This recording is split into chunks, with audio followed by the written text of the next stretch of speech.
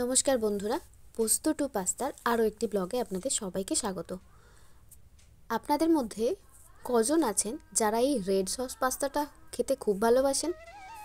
প্রথমবার যখন আমি এটা ট্রাই করি আমার এটা খুব ভালো লাগে, তাই আজকে আমি বাড়িতে একদম রেস্টুরেন্টের মতো কিভাবে রেড সস পাস্তা বানা যায় সেটা দেখাবো।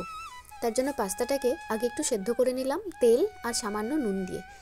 সসটা বানানোর জন্য টমেটো আর আমি শুকনো লঙ্কা নিয়েছি।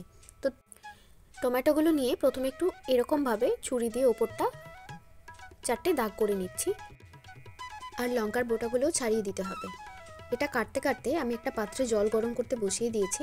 জলটা যখন ঠিক ফুটন্ত অবস্থায় চলে আসবে তখন আস্তে করে এই টমেটোগুলো আর লঙ্কা আর আমি 3-4 কোয়া রসুন দিয়েছি এই গরম জলের মধ্যে, ফুটন্ত জলটার মধ্যে আমি অল্প অল্প করে ঢেলে দিলাম। ঠিক 10 মিনিট পর জল থেকে টমেটো আর লঙ্কা রসুন সমস্ত কিছু তুলে এটা ঠান্ডা হয়ে গেলে এর একটা পেস্ট বানিয়ে নিতে হবে। পুরোপুরি ঠান্ডা হয়নি যদিও, তাও একটু ঠান্ডা হয়ে গেছে। এবার আমি এটার একটা পেস্ট বানিয়ে নিচ্ছি। লঙ্কা আমি 2টো দিয়েছি, এটা নিজেদের টেস্ট অনুযায়ী যারা বেশি ঝাল খেতে পছন্দ করে আরও স্পাইসি করার জন্য 3-4টে লঙ্কাও দেওয়া যেতে পারে।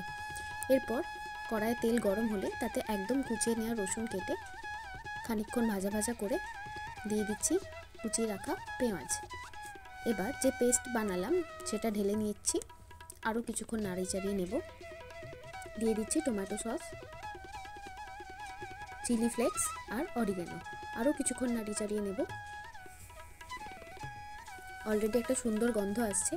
পরিমাণ মতো নুন দিলাম আর খুব সামান্য একটু চিনি দিলাম। দিয়ে দিচ্ছি ব্ল্যাক পেপার। আরও বেশ খানিকক্ষণ নাড়াচাড়া করে নিয়ে আমি পাস্তাটা ঢেলে দিচ্ছি।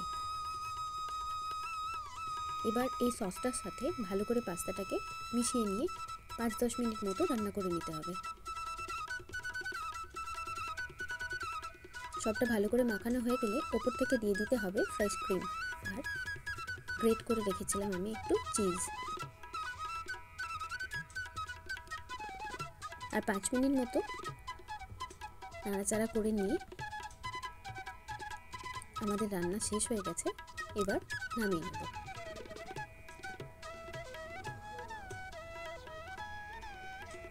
রেডি হয়ে গেছে স্পাইসি রেড সস পাস্তা।